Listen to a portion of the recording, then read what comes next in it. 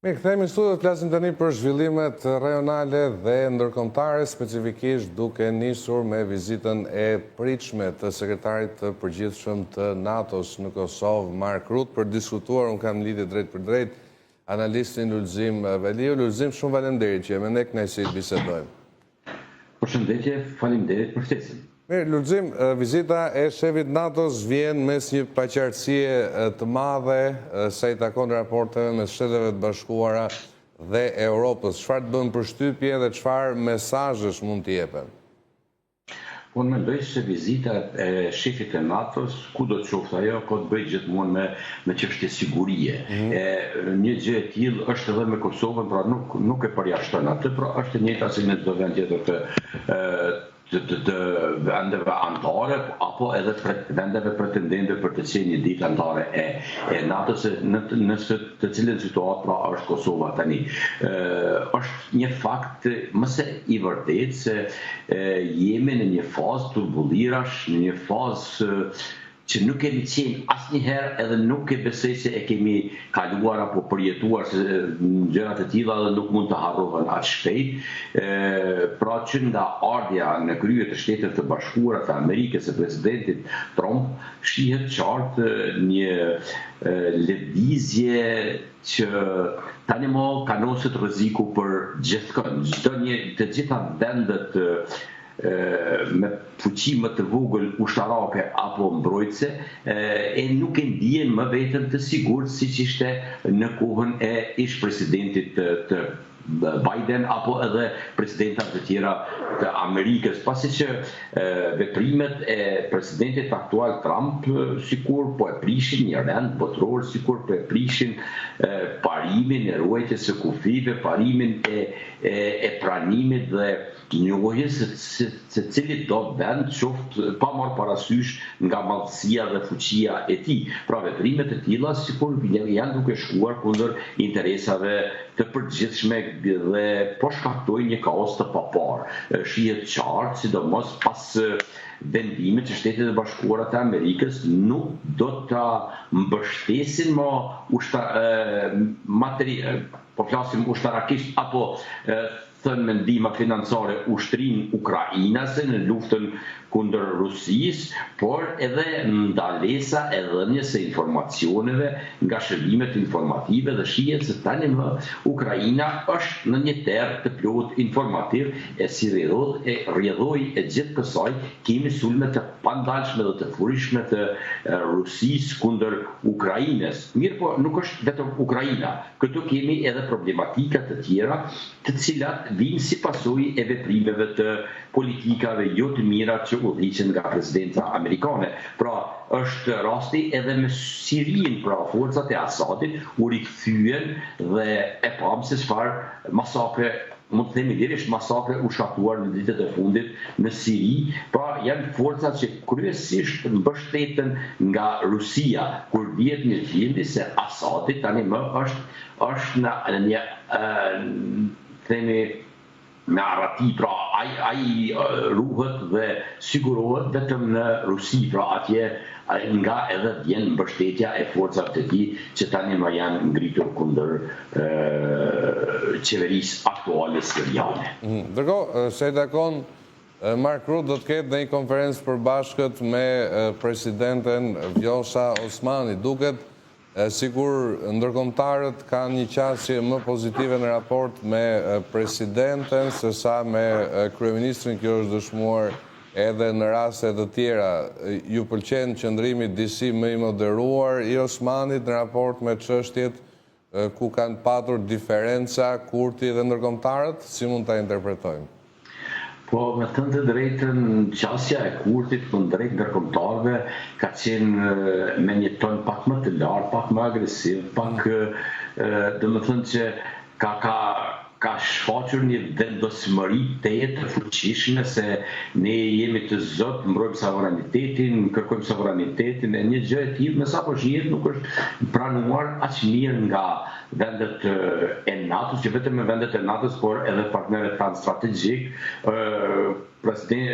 Kryeministri në detyrë zoti Albin Kurti mbaroi një mandat dhe nuk e bëri as edhe një vizitë zyrtare në Shtetet e Bashkuara të Amerikës.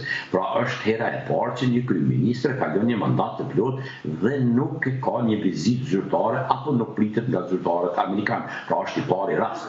Pastaj marrëdhëniet jo të mira të tij me Grenelin që është emëruar posaçëm i presidentit Trump për çështje të jashtëzakonshme, e që sipas disa informacioneve jo zyrtare pritet që Kosovën ta vizitojë edhe Greneli, pra përveç shefit të NATO-s. Dhe ndërsa qasja e presidentës ka qenë gjithmonë më toleruese, më pranuese, dhe ka qenë më pranueshme edhe nga vendet të tjera, dhe si do që t'jetë, Kurti tani më është në detyrë, ndërsa presidenti është në një mandat të plotë, me siguri ata presin që të shohin se kush do të jetë kryeministri i ri, do të vazhdoj mandatin zoti Kurti, apo do të kemi një ndryshim në krye të qeverisë së Kosovës. Dhe unë mendoj se të gjitha këto vizita bëhen në këtë frym dhe në këtë drejtim në mënyrë që Kosova sa më shpejt që është e mundur të krijojë institucionet e saj legjitime, e mundësisht të krijohet një qeveri e fuqishme e cila do të jetë e gatshme për vendime të rëndësishme. Flasim për vendime të rëndësishme, pasi që jemi në një fazë kur çështja e dialogut në mes të Kosovës dhe Serbisë, po themi për normalizimin e marrëdhënieve apo edhe përmbyllja e gjithë atij procesi me një marrëveshje apo të akordim të dyja palëve, ka ardhur momenti i fundit që një gjë e tillë duhet të bëhet. Dhe një gjë e tillë nuk mund ta bëj asnjëra nga qeveri me 61 deputet. Pra, për këtë arsye, pra kjo është edhe arsyeja që do të insistohet dhe do të shkohet, do të kërkohet pra nga politika kosovare që ta krijojë një qeveri të fuqishme, gjëja më e mirë që do të ishte në këtë rast krijimi i një qeverie. Mirë, Lulzim, ke nevojë për pak kohë të të presim? Duhet bësh diçka? Okej. Më duket pjesa ndriçimit diçka kemi të bëjmë në këtë moment. Sido që t'jetë ne mund të vazhdojmë. Pra dhe për ta përmbyllur këtë pjesë çfarë unë desha të them, është që gjëja më e mirë që mund të ndodhte Kosovës do të ishte krijimi i një koalicioni të madh dhe në këtë mënyrë do të kishim një qeveri të fuqishme e cila do të jetë e gatshme për të marrur vendime të rëndësishme.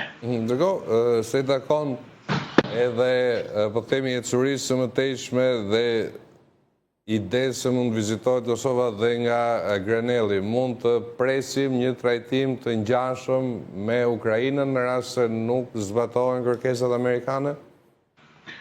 Po tash se çfarë trajtimi do të jetë nga Grenelli do mbetet nga ajo se si do ta kaloj ai në gjithë këtë situatë në takimin e tij që do të bëhet pra në Prishtinë, se si do pritet. Fillimisht do presim një konfirmim zyrtar se do jetë apo do vi apo nuk do të vi në Prishtinë. E pastaj gjërat e tjera mbetet ti shohim dhe ti vlerësojmë. Ndërkohë, Lulzim, lidhur me po themi Zelenskin, e pam në një trajtim, po themi deri diku edhe se i takon zhvillimeve në kontekstin gjeopolitik, pam një qasje komplet të pandodhur më parë. Në këtë drejtim, si duhet trajtuar kjo qasje e re amerikane? Po, ne duket se edhe herën e kaluar e kemi trajtuar këtë pjesë dhe ishte një gjë jo e mirë, një gjë që nuk e kemi pritur asnjëri nga ne dhe ishte diçka që nuk e kemi pritur, por që nuk e kemi parë asnjëherë të ketë ndodhur një gjë e tillë dhe urojmë që nesër, pra se tani më do të kemi takimin e radhës me Shtetet e Bashkuara të Amerikës dhe sipas kësaj informacione që kam tani më Zelenski vetëm se ka arritur në Riyadh ku do të jetë takimi i radhës, do të kemi një qasje tjetër pas edhe një presioni që është bërë në Shtetet e Bashkuara me protestat e vazhdueshme, por edhe me kundërshtit e disa kongresmenëve amerikanë të cilët nuk u pajtuan me qasjen çfarë e pati presidenti Trump kundrejt presidentit Zelenski. Mbetet të shohim nesër pra në takimin e radhës që do të zhvillohet në Riyadh të Emirateve Arabe. Ndërkohë, se dakon edhe planeve të Trumpit për Europën, çfarë mund të analizojmë në këtë drejtim, Lulzim? Duket se do të ketë anullim të projekteve të USAID-it, gjithashtu rikonsiderim të shumë prej projekteve që ofronin ndihmë financiare. Po, me sa shihet pjesa e USAID-it është në çështje e mbyllur, pra është një gjë që më Shtetet e Bashkuara të Amerikës nuk do të jenë pjesë e saj, nuk do të financojnë, flasim për Shtetet e Bashkuara të Amerikës me presidentin Trump, por si do vazhdoj është çështje tjetër, po është një gjë që duhet pritur shumë gjatë, ndërsa me shteteve evropiane është bërë qartë shumë mirë se për çështjen e sigurisë tani ata duhet të kujdesen dhe të mbrohen vetë, pasi që kemi një ndryshim të raportit të Shteteve Bashkuara të Amerikës kundrejt NATO-s dhe vendeve anëtare të saj, kemi një parafrim të Shteteve Bashkuara me Rusinë që është në një farë mënyrë është edhe e pakuptim se si është bërë kjo. Por si do që të jetë, duhet të mbetet të presin dhe është momenti i fundit kur vendet e Bashkimit Evropian duhet të marrin vendime të rëndësishme për mbrojtjen për vetëm mbrojtje e një gjë të tillë vetëm vetëm e kanë filluar, për shembull në Gjermani kemi një marrëveshje që qeveria në ikje së bashku me fituesin e zgjedhjeve dhe me të gjitha partitë e koalicionit kanë marrur disa vendime ende pa u emëruar qeveria e re, pasi ju duhet numër më i madh i votash, numër të cilin ka mundësi të mos e kenë vetëm CDU dhe SPD, Socialdemokratët dhe Kristjandemokratët, dhe sipas atij plani Gjermania do të bëjë një investim prej $400 miliardë në mbrojtje dhe infrastrukturë. Pra, është momenti i fundit kur vendet e Bashkimit Evropian duhet vendosin për mbrojtjen e tyre dhe nëse duket sikur ka ardhur momenti dhe ata e kanë parë vetë se nuk kemi rrugdalje tjetër. Gjëja më mirë që mund të ndodhte në këtë rast, unë mendoj se do të ishte edhe krijimi i një force të përbashkët apo ushtria europiane, edhe që do të bëhej për sigurimin e vendeve të Evropës apo vetëm të Bashkimit Evropian. Domethënë hapet e parë kanë filluar, priten sipas gjitha fjalëve që deri tani pritet edhe masa të tjera që do mirën nga presidenti Trump pra për vendosjen e taksave për mallrat evropiane, mirë po edhe evropianët do të kundërpërgjigjen në të njëjtën masë. Ndërsa sa për këtë masave të vendosura deri me tani Gjermania është e prekur indirekt, pasi të industria automobilistike gjermane ka shumë fabrika në Meksiko, pra të gjithë prodhimi për vendet e Shteteve Bashkuara të Amerikës, por edhe vendet e Amerikës Latine, makinat gjermane prodhohen në Meksiko, ndërsa tani kemi një taks për 25% që është vendosur për meksikanët dhe në këtë mënyrë është e prekur edhe Gjermania. Mirë po, unë mendoj dhe sipas gjitha asaj që është folur edhe në takimet e Bashkimit Evropian, këta do të kenë një përgjigje reciproke kundrejt veprimeve të presidentit Trump. E qartë. Lulzim, shumë faleminderit që isheve në kënaqësi të bisedoni. Faleminderit, kënaqësia është e ija. Mirëmiq, do të shkojmë në publicitet, kthehemi vetëm pas pak.